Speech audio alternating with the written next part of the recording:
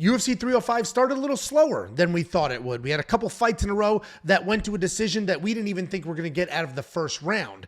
Then all of a sudden it picked up a little steam and it finished with one of the best main events of the year. Dricus du Plessis versus Israel Adesanya was an absolute dogfight, and I loved every single minute of it. My name is Angelo. This is We Want Picks, and I'm going to recap every single fight from UFC 305. Before we talk about the fights, let's talk about the bets. If you were here all week, you followed the breakdowns. You saw the picks. You saw the bets. And you know that I avoided the two biggest landmines on this card in Gamrot and Erceg. People loved Gamrot and Erceg. They were putting them together. People said the safety parlay is going to be Mateusz Gamrot and Steve Erceg. And I said, of course not. I'm going to bet against both of them. I didn't get to bet against Steve Erceg because the Kai Car France plus 3.5 was way too much money. But we did get that Dan Hooker bet at plus 120. Ultimately, that ended up paying off. The only bet I lost for the entire night was on the Luana Santos fight. I bet her money line, which missed, and then I bet the under 2.5, which also missed. 3/4 of a unit between those two, but the 2+ money bets on Dricus, the Kenan Valter Walker parlay, the Ricardo Ramos plus 3.5, the Dan Hooker plus 3.5, and then of course the safety parlay all hitting gave us 66% ROI and a couple units of net profit. But I wasn't the only one that did well. Jacob did as well. Jacob actually crushed this card. Listen, you're going to see here he has Dricus du Plessis as 2 units. And that's because these are the officially tracked premium bets. But if you watched his Lock of the Week video, you saw he had a $2,000 ticket. So Jacob did incredibly well on this card. We only tracked 2 units. We didn't track 10 units or 20 units, which is what 2,000 would be, because frankly, it would be reckless to do that. But overall, Jacob crushed this card. The only bet he missed was the landmines in Steve Erceg and Gamrot. Then he had a round under, and then he missed right off the rip, open up the card with a Steve Nicoll underdog loss. We'll talk about that in a second. The reality is this card was very successful for Jacob and I. It didn't seem to be successful for a lot of others, but we did quite well. If you do want to unlock all of our picks and our bets for the next 4 cards, it's only $10 for an entire month. Go to WeWantPicks.com, click Become a Member at the top. You can unlock those now. UFC 306 is 3 weeks away, and those picks, bets, the safety parlay, and everything else will be on the website ready to go. We also had the best DraftKings ownership projections on the planet. This should not be new to any of you. This happens week in and freaking week out. We've got a little genius calculating these numbers for us, and they dominate. This is included in your premium membership, as is the safety parlay. Safety parlay, 13-4 in the last 12 pay-per-views. It hits at over a 72% event win rate, which is shocking in this space. Unlock everything I mentioned, a million other things that I'm not going to mention because I want to talk about these fights right now. WeWantPicks.com. Click Become a Member at the top. It's freaking $10 for an entire month, and everything you need for UFC Vegas 96. The Jared Cannonier Caio Borralho card is up, ready to go. WeWantPicks.com. Click Become a Member. Let's talk about the fights. Right off the rip. A 2.5-1 favorite lost, and he lost very quickly. Jesus Aguilar submitted Nicoll. Little Stewart Nicoll. And that's unfortunate because Stewart Nicoll was this really hyped prospect coming out of that region. He was supposed to be that guy. And ultimately, I watched the tape and I said, you know what? If Stewart Nicoll wrestles, he can win this fight. But Jesus Aguilar is very good. Jesus Aguilar is tricky. And Jesus Aguilar is the kind of guy that could absolutely win this fight. So I'm not going to bet on this fight. So I avoided this fight at all costs. Jesus Aguilar, if you remember the breakdowns coming into this fight, had 7 finish wins. 4 of those finish wins were by guillotine. And what happened in this fight? Well, Jesus Aguilar moved forward, put some pressure on Stewart that he didn't like. So Stewart shot a sloppy takedown. Jesus Aguilar jumped up, got a guillotine, his 8th finish, his 5th guillotine. It's actually crazy how many guillotine chokes this guy gets. But Jesus Aguilar looked really good. The striking looked good. And then obviously jumping guillotine is jumping guillotine. It's embarrassing unless you get it. And then if you get it, you look like a genius. But the striking looked good from Jesus Aguilar.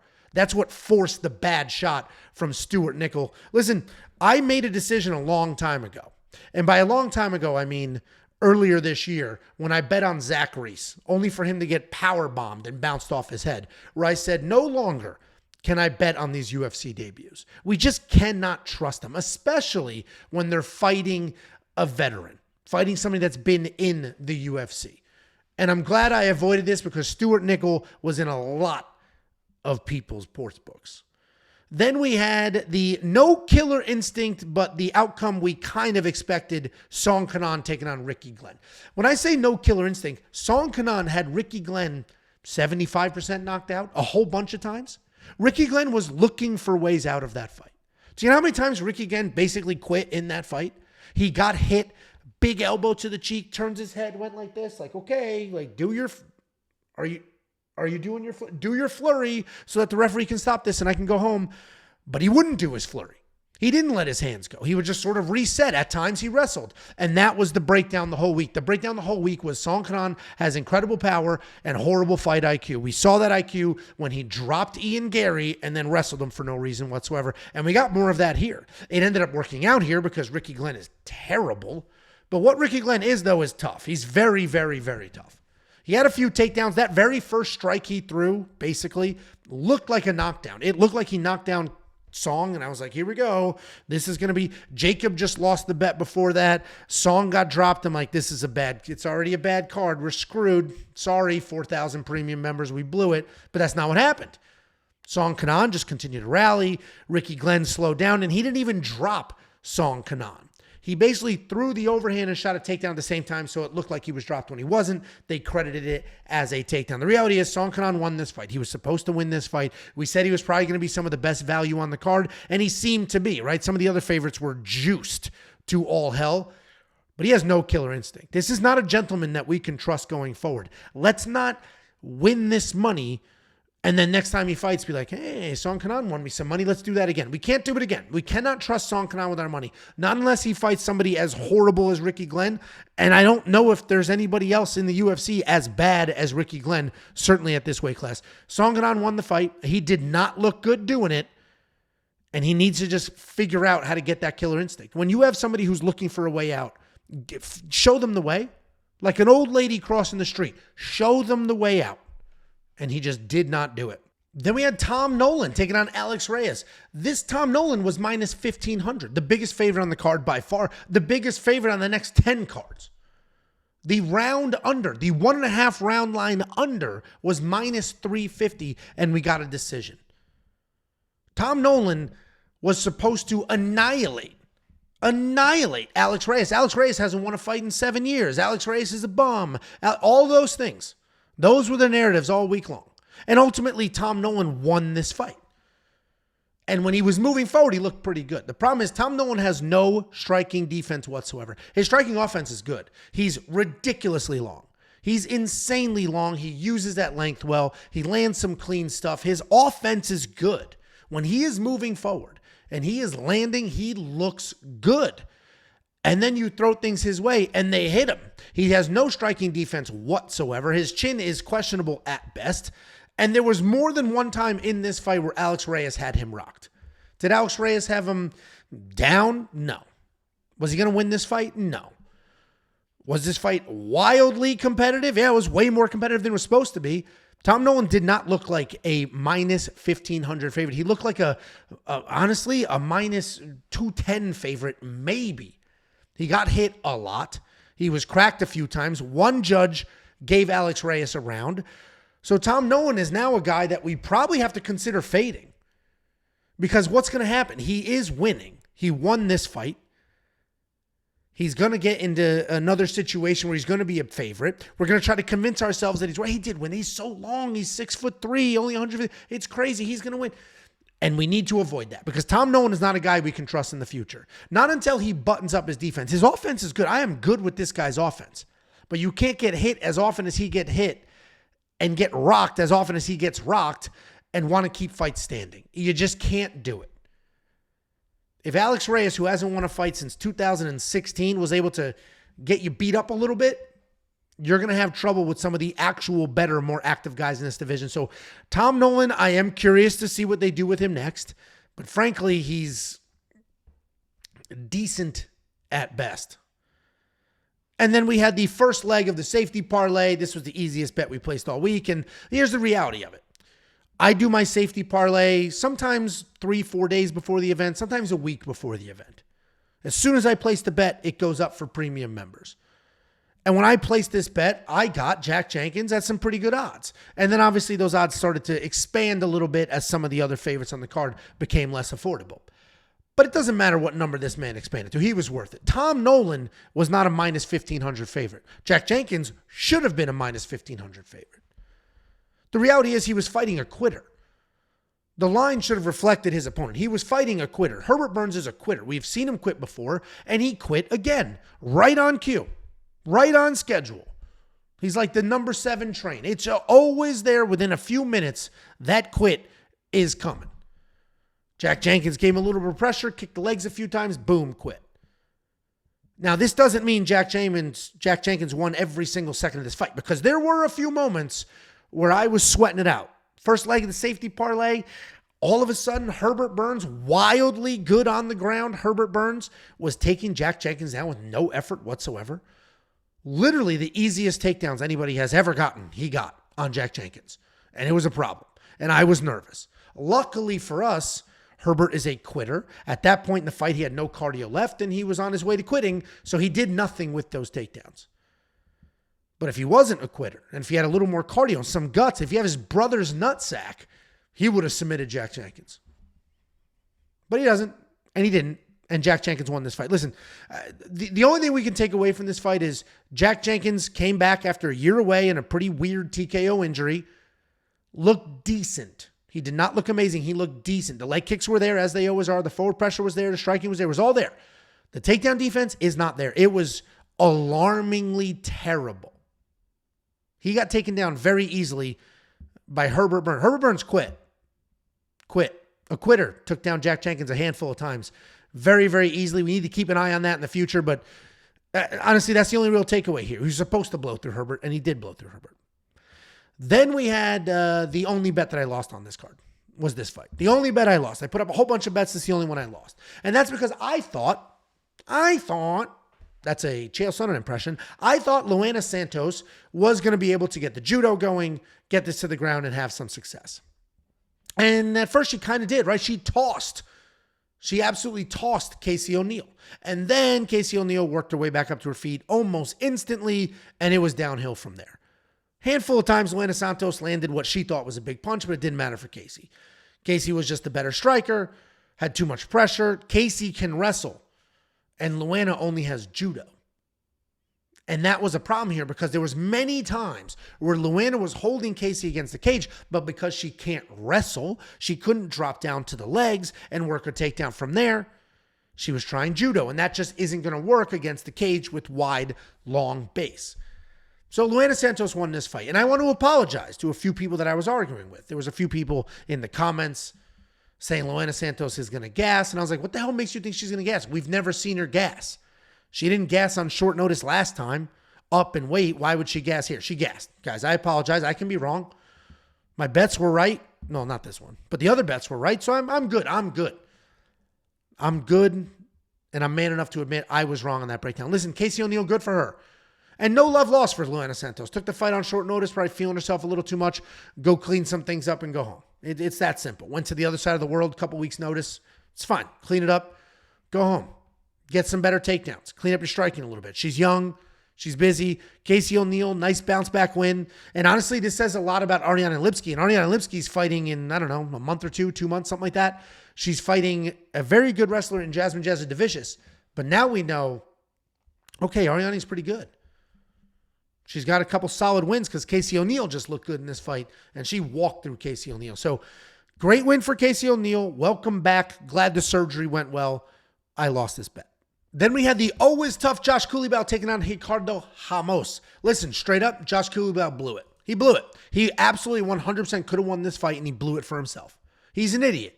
Straight up, he's an idiot. I don't know if he was just trying to put on a show or he didn't want to win with leg kicks, but he's an idiot who blew the fight because he didn't make the right decisions. Let me walk you through this fight. Josh Culibao was having success the most of the first round. Some success. Then there was a slip. There was a mistake. Instantly, Ricardo Ramos is on his back. They're on the ground. He's got a rear naked choke in. Almost has Josh finished a few times, but Josh does an amazing job just pulling that grip hand down and staying alive. So ultimately, it looked like Ricardo Ramos won that first round, at least on one or two judges' scorecards.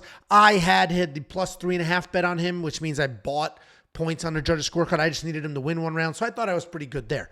But what ended up happening, though, is right before they ended up on the ground, and right before Ricardo Ramos had Josh Culibao's back and had him almost choked out, Ricardo Ramos could barely walk. Josh Culibao was blasting that leg and he could barely walk. He was not doing well. And then Josh Culibao falls down. Ricardo lands on him. Let's just say that was luck, right? Ricardo Ramos got some good luck there.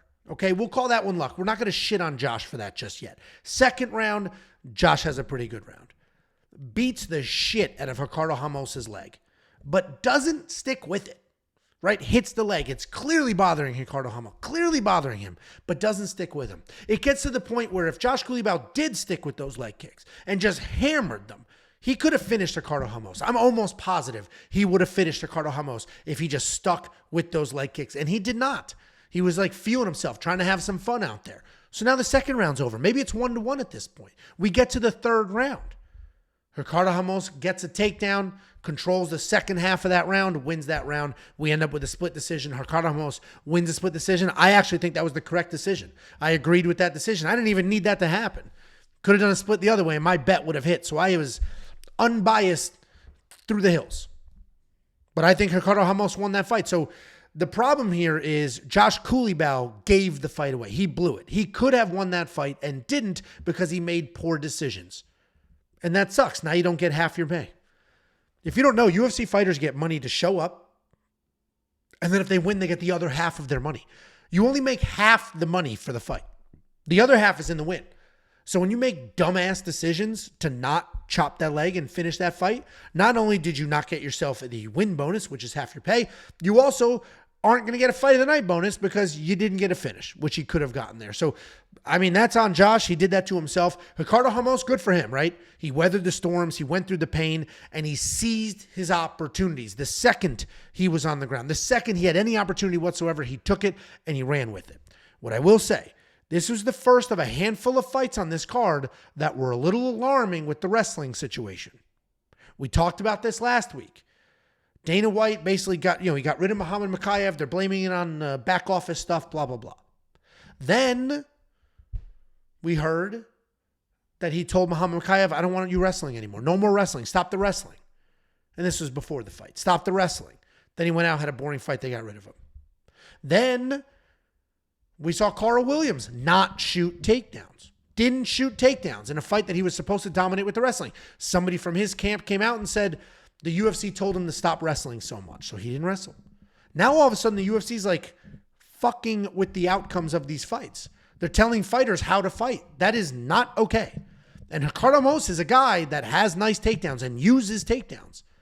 But he went into the fighter meeting and he told them, I'm not going to wrestle. I'm not going to wrestle. I'm going to stay on my feet. And he's not the only one on this card that did that. So I don't know if he was talked to or not, but it's a very bizarre choice. Especially going into, I'm not wrestling. I'm not wrestling. Ultimately, he did shoot a takedown, got it, needed it to win this fight. Then we had Junior Tafa taking on Valter Walker. Odd chain of events here. First of all, Valter didn't wrestle as early as I thought he would, but ultimately shot a takedown, got the takedown, rolled for I forget if it was a knee bar or a heel hook. I think it was a heel hook, and he was rolling. As he was rolling with the heel hook, Junior Tafa screamed. He screamed in pain, screamed. So the referee stopped the fight. Junior Tafa did not contest it. He was just like, shit, disappointed. Didn't contest it. Then ultimately started saying, hey, I didn't tap. What are you doing? I didn't tap. Ran over, slapped Valter Walker on the face. Slapped him on the face. So a couple things here. One, Valter Walker still didn't look great. He looked like he was getting tired 1 minute into it. He still did not look great. Even though he lost the weight, there was a physical transformation there. He still didn't look great. He is still a guy we cannot 100% trust. We only bet on him and trusted him here because he was fighting a guy that we saw with our own eyes can't defend a takedown. But if this fight stayed standing, Valter was screwed because his striking is not good at all. Two, when you scream in pain, that is a verbal submission. Yes, you didn't say tap, tap, tap, tap. but you are screaming in pain. It is the referee's job to protect you. So he protected him. And that's ultimately what happened. Why are you screaming in pain? Don't scream in pain. It wasn't a war cry. It wasn't like, "Ugh." It was like, eh. And that's basically a verbal tap. Going over and slapping, point number 3, he should get fired. Dan Hardy got fired. Not Dan Hardy. I'm forgetting. Little striker went to Bellator after he got fired because he hit Josh Koscheck in the... Paul Daly. Paul Daly got fired for hitting after the fight was over. That dude got fired for biting. We got to get rid... First of all, Junior Tafa sucks, so it's not going to mess with the pristine of the UFC roster. Junior Tafa is terrible. Fire his ass. You can't hit people after the fight's over. It's insane. Fire him. He sucks anyway. Valter Walker, thank God for that takedown. Then we had the first fight on the main card. And holy shit, did Carlos Prates look good. He looked absolutely incredible. A couple of narratives going into this fight were that Jingliang has never been knocked out before. An iron chin. You can't go against the leech. And I had Carlos Prates in the safety parlay. He was the other half of the safety parlay, and I started to get nervous. As the week goes on, you hear more and more of other people's shit. And it gets in your head. I'm sure it happens to you too. It gets in your head. The more you hear, and you hear it over and over, you start to believe the bullshit. So when it was just me, in my purest form, and I said Carlos Prates wins this fight, I'm so positive in that, I'm putting him in the safety parlay. And we had some lady fights that I could have done the over on. I said, no, Carlos Prates. And then you hear, oh boy, he's never been knocked out. Carlos Prates gets hit. He's low volume. And you start to believe it. And thank God I already had the safety parlay locked in because Carlos Prates looked incredible. Couple of things. Jingliang is tough as hell. And it didn't look like he was going to get knocked out. That dude was getting dropped and 3/4 dropped left and right. There's like a spring just bouncing up and down and up. And as soon as he got cracked, he would drop, pop right back up, and then move forward and bomb away. This dude is tough as hell, afraid of nothing. But ultimately, Carlos Prates kept his composure, didn't overly extend himself, didn't chase, didn't get stupid. Laser pinpoint accuracy, incredible power, just blasted him over and over and ultimately knocked him out. First time ever, Jingliang has been knocked out. 2 things about Carlos Prates. 1, I mentioned the laser pinpoint accuracy. It's incredible how accurate his offensive strikes are. And 2, his defense is insane. I was stressed as hell because I'm watching this fight and Lee is bombing away and he's missing by a half an inch or 1/4 inch. And that's intentional on the Carlos side because he's laser focused, staying here and just slight movements for the strikes to whiz by. Just slight movements, not the giant overreactions that we saw from Izzy in the main event. Just tiny, slight movements, a little bit of a step back, and then he would go. Carlos Prates looked absolutely incredible. I don't know what they're going to do with him next. I don't want them to rush him. Do not rush him. Let's get more of these fights because this guy is good and I don't want to blow the hype because they just immediately are like, oh, here's a main event on a fight night against a grizzled veteran who's going to stick it out. Carlos Prates looked fantastic. And then we came to the big boys. This was also a decision. Nobody expected it to be a decision. I know the over 1.5 was a pretty popular bet, and a lot of that had to do with the fact that Jairzinho tends to take his time. This fight went pretty much how we thought it would go. But we did have a wild scorecard we got to talk about. Essentially, this fight was Tai Tuivasa a little calmer than usual, but Tai Tuivasa moving forward, headhunting a bit, and Jairzinho Rozenstruik, because he is the more technical, the more experienced, and just the more skilled kickboxer, was able to avoid those big strikes and land his own clean ones. You can see both of their faces. One of them is bloodied up, and the other one is not. And that's literally just because Jairzinho is just the better striker. He's just a better striker. He's just this much better. A little cleaner, a little faster, a little more accurate, and he beat Tai Tuivasa. It's that simple. There was a couple of moments there where Tai was rocked, got hit hard, was a little rocked. He landed a couple big shots, but Jairzinho didn't seem affected. This was a very straightforward win. This is not something that anybody should have been discussing, but we are discussing it because if you look at this scorecard on the left from Howie Booth, he said Tai Tuivasa won every single round. This second round was the round that Tai Tuivasa was on ice skates. The second round is where Tai Tuivasa actually got beat up pretty good. To score every round for Tai Tuivasa is absurd. This middle scorecard and the right scorecard, I agree with both of them. Charlie Keith said, you know what? I think Tai won that first round. You could give Tai the first round because Tai was the one moving forward. And some judges love the forward pressure more than anything else. And Tai was the one controlling the octagon and moving forward. So you want to give it to him? That's okay. Nope, no problem. That was a close enough round. Didn't matter. If you don't want to give it to him, that's fine. That's the David Lethaby card. But the Howie Booth card was so bad. It was so bad, they removed him as an official from the night. He was also supposed to be a judge on the co-main event, and they removed him. The commissioner was like, Howie, you're out. That's how bad that scorecard was. And good for them for making that adjustment, because we have seen in the past, in America, they don't tend to make those adjustments. Overseas, we've seen that. Wasn't there a referee a few months ago that basically let somebody die? Like, just let him die? And then they removed that referee. They're like, dude, you're done. You are done go home. You're done for the night. We don't really see that in the States too often. Luckily, they did the right thing here because, I mean, if he judged the co-main, it wouldn't have mattered anyway. But you can't have that trash. And it needs to be known across the board. You cannot have these insane scorecards. You will be held accountable. Then we had the featured fight of the evening. And a good old thank you, Dan. Listen.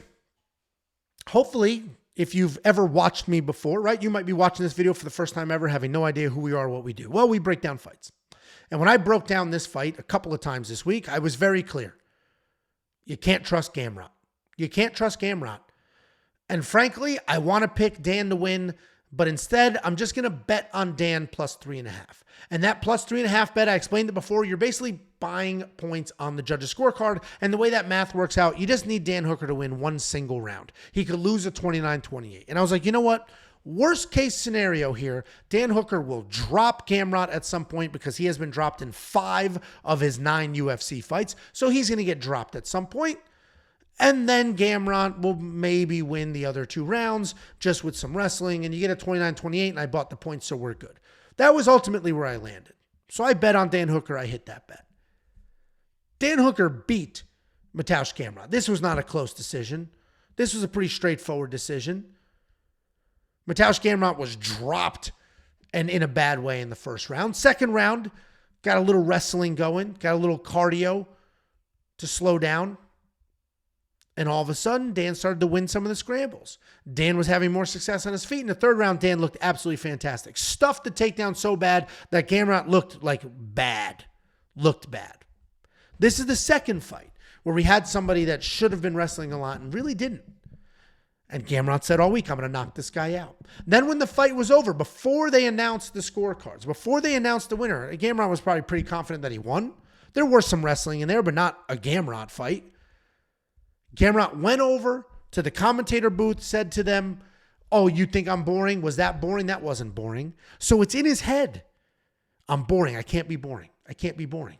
That seems like somebody in the UFC is telling these fighters, don't be boring. You won't have a job here. If you're a boring, you will not have a job here. And it's starting to affect how people are fighting. I don't know if that's what happened. It's just a theory. But I think anybody watching this fight was surprised at how little Gamrot was wrestling. And of course, later in the fight, he wasn't having success wrestling because Dan Hooker looked so good defending the takedowns. But early in the fight, he didn't wrestle nearly as much. I think he shot 1 takedown in the first round. Maybe. Something like that. That's not a Gamrot fight. He had 11 takedowns in his last fight. 11. Dan Hooker looked great. Dan Hooker defended the takedowns he needed to. He's always been a dog. So I wasn't worried about the dog fight. I was just worried about the layoff and the wrestling. Ultimately, he ended up dropping Gamrot, as we expected. That happens in a Gamrot fight. And then Dan Hooker started to get comfortable on his feet. Won a half a scramble. Next round comes, won an actual scramble. And Dan Hooker ended up taking over. He looked good. He looked really good. Gamrot did not look bad. What I will say is Gamrot's striking is actually good. He just has no freaking chin. But his offensive striking is good. The majority of that first round, Gamrot was winning the striking exchanges and the wrestling exchange. Then he got cracked and things started to change. But great job, Daniel Hooker. Then we had the co-main event of the evening. Tweety Bird, little baby Tweety Bird here, knocked out Steve Erceg. Knocked his ass out. And this is another breakdown. This is another breakdown that if you listen to it during the week, I was like, I don't trust Steve Erceg. If Steve Erceg cannot get this fight to the ground, I don't see him winning this fight. Kai Kara-France is too fast, too mobile, and too good of a striker for Steve Erceg to strike with him. And Steve had some early success, and then ultimately the speed is what caught up to Steve Erceg, and Kai Kara-France got it done. We talked about it on the Tuesday live stream. I was going to place the Kai Kara-France plus 3.5 bet, but it was juiced. It was like minus 180. Ultimately, it didn't go to a scorecard. Buying the points didn't even matter. He just won outright. And you would have gotten great odds on him as a solid underdog. I think it was plus 170, plus 180, something like that. I know a lot of people loved Gamrot and a lot of people love Steve Erceg, and there's a lot of people that got burned. I was getting messages all night. I got screwed. I got burned. I was like, how? I didn't bet on that. And ultimately, Steve Erceg is just not that good. And I hate to see he's just not that good. I talked about this in my freaking Quick Picks video. I said, yes, it was a close decision with Pantoja, but that's a guy just looking to wrestle nonstop so you can get your jab going and your striking can look better than it actually is. But Kai Kara-France is not that guy. He's tiny. Ultimately, Steve Erceg just needed to be big. Just be big. Close the distance, lean on him, hold his little ass down, get a few takedowns, and you're good. Why are you striking with this guy? He's twice as fast as you. What are you doing? And he paid the price. Kai Kara-France looked good. And anybody who's going to strike with him that he's that much faster than, he's going to have success again. So little baby boy Kai Kara-France looked really good. Steve Erceg's a smart guy. He's a high IQ guy. He's an intellectual guy. I just hope the UFC gives him a fight that he can win. What I hate that the UFC does sometimes is they build somebody up, right? They took Steve Erceg, who beat a bunch of nobodies, and I told you that in the DraftKings video, and people were commenting, what do you do? He beat a bunch of nobodies, but they put him into a title shot because they had nobody else in the division to give a title shot to. So they had to give it to him. Fine. But you built this guy up. You put him on posters. You made him a main event. There was a split decision. Fine. Give him this fight. This fight made sense, right? These guys are both from the region. This fight made sense. I have no problem with this fight. What I hope they don't do is what the UFC typically does. They're going to give Kai Kara-France somebody tough as shit. His next fight, sorry, not Kai Kara-France. They're going to give Steve Erceg somebody tough as shit. They're going to be like, here's Amir Albazi. Good luck. Here you go. Enjoy. They're going to give him somebody that is tough. They're going to give him somebody that he might lose to. And now he's on a 3-fight losing skid. Instead of just giving him a bounce back, sometimes the UFC should do what boxing does. And just have 20 Ricky Glenns on the roster that you can use to get some of these people that you're trying to build back up. Just get them some wins, right? Get them some quick wins and start to build them back up. I have a feeling, I don't know who Steve Erceg's next opponent is, obviously, but I have a feeling that it's going to be a matchup that's not favorable because the UFC doesn't do a lot of people a lot of favors. And sometimes you need to be reminded to trust your freaking gut and believe in yourself. What you're looking at here is a text message. On the right-hand side is a text message between me, Jacob, and somebody else. The blue is me. I said, what you don't see that's cut off is I said, I just finished my UFC 305 breakdown. Then I said there's a handful of absolute garbage fighters who will lose. And then an F-ton of live underdogs. And then I listed the underdogs. These are all underdogs. I said Hooker, Kai, Ramos, Du Plessis. All 4 of them won, by the way. This is a private text conversation. Jacob goes, Dan Hooker, LMAO. What a trash-ass fighter. Who's he fighting? And I said, Chinny-ass Gamrot. And then he said, LMAO again. And then the conversation went on, and it was all this crap about Kai sucks, Dan Hooker sucks. He agreed with Ramos and Du Plessis. Sometimes you need to trust your own gut. Jacob didn't. Instead of me listening to him and being like, does Dan Hooker suck? It should have been the other way around. He would have saved some money. Trust your gut sometimes, guys. And then we had the main event of the evening.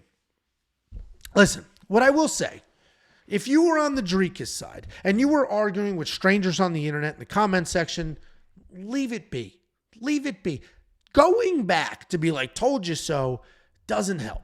Just leave it alone because eventually you're going to be wrong. We're all wrong eventually. These are fist fights. That is going to happen. So instead of perpetuating the random, like, you're an idiot, I'm 1,000% sure, just let it go. Be the better man. Let it go. like Elsa. Ultimately, this was an awesome fight. This was an awesome fight. If you picked Izzy, you're not an idiot. Izzy looked good for a chunk of that fight. If you picked Dricus, well, you're not an idiot. He won that fight. Let's talk about this fight. Couple of surprising things. First of all, Dricus's cardio didn't look great. Neither did Izzy's, but frankly, Izzy was working hard. Izzy's been gone for a year. So let's talk about Dricus. He's supposed to be the 185-pound Marab. He's supposed to be the guy that's just charging forward no matter what, shooting a million takedowns. There was a couple points where he's just breathing mouth wide open. At one point, he was on the ground. He shot a trash takedown, didn't get it. He's on his hands and knees for a half a second there, looking like Herbert Burns because the referee said stand up, and he just didn't. And the ref's like, get up. And then he slowly ooh, this extra 3 seconds is going to help me breathe. That wasn't a great look. So I was like, uh-oh, tides are turning. And it felt like the tides are turning because Izzy was marching forward. Izzy was the forward pressure guy, the more aggressive guy, which he's not typically.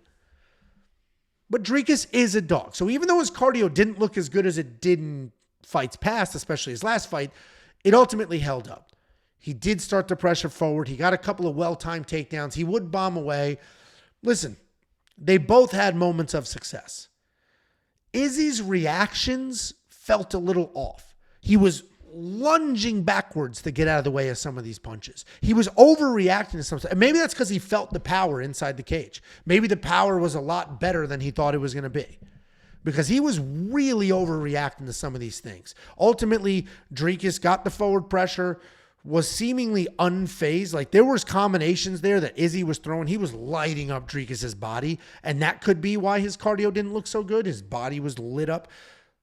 But Izzy was going to the body, working that body hard, and Dricus just kind of ate it, and it wasn't full ate it like nothing happened. He reacted, but he just kept moving forward, kept making stuff happen.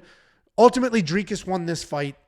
It was a razor-thin fight. I wasn't 100% bought in, right? There was times where I was like, oh shit, oh shit, oh shit, oh shit, oh shit.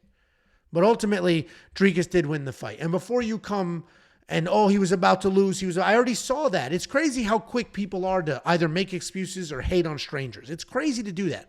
I already saw he was about to lose. Jacob was celebrating his underdog lock of the week. Dricus 2 Plessis. 2 pay-per-views in a row. He picked a controversial underdog. 2 pay-per-views in a row. And 2 times he was right. And immediately on Twitter, he was about to lose a decision. You got lucky. Well, no, he wasn't. Here's the scorecards. No, he wasn't.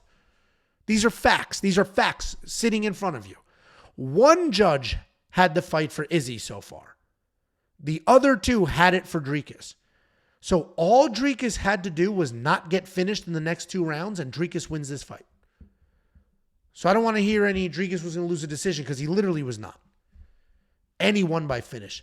That was a great fight. It lived up to the hype. I hope you enjoyed it as much as I did. A couple of weird fights. That Tom Nolan fight was supposed to be much better and faster. Song Kenan fight was supposed to be much better and faster. Tuivasa fight was supposed to be much. That ended up being a dog fight. That was a ton of fun. Ultimately, main event steals the show. Great fight. They just, that is done. Can't talk shit anymore. You literally tapped. Tapping is worse than getting knocked out. That's a choice. You were like, I'm done. You win, I'm done. Just get put out. Or if you get knocked out, your chin gave up. You can't help that. Tapping, that's tough. Either way, guys, that is the breakdown. I appreciate you watching. We're filming this at 1 o'clock in the morning right now, so I appreciate you. If you do want to unlock all the picks, the bets, the tools, the round line leans, and more, WeWantPicks.com. Click Become a Member. It's freaking $10 a month. Look what we just did for you for UFC 305. Look what we just did at UFC 305. And that's not the first time we crush week in, week out. You're going to get great bets, picks, tools, and more. One of those tools is the data analyzer. This is going to give you data for every fighter on every fight card, clean through UFC 308. And then you can stack filters, export data, and there's even a full tape study on here where you can watch the fights with one click of the button. You can unlock that. You can unlock the prop hunter. This is going to give you curated data to find the prop bets you're looking for. You're going to get the line movement tracker. This is going to give you the opening odds, current odds, win probability, and line movement for every fighter on every card. You're going to get the DraftKings optimizer preloaded with the best DraftKings projections on the planet. And of course, you're going to get more than just me and my amazing safety parlay and Jacob and his bets. You're going to get Artem. And right now we are squarely in PFL season and Contender Series. He's giving you picks, bets, and breakdowns for both of those. And then we have an artificial intelligence that has absolutely been crushing it. Every single thing I just mentioned, 100 things I didn't mention, $10 an entire month. WeWantPicks.com. Click Become a Member at the top.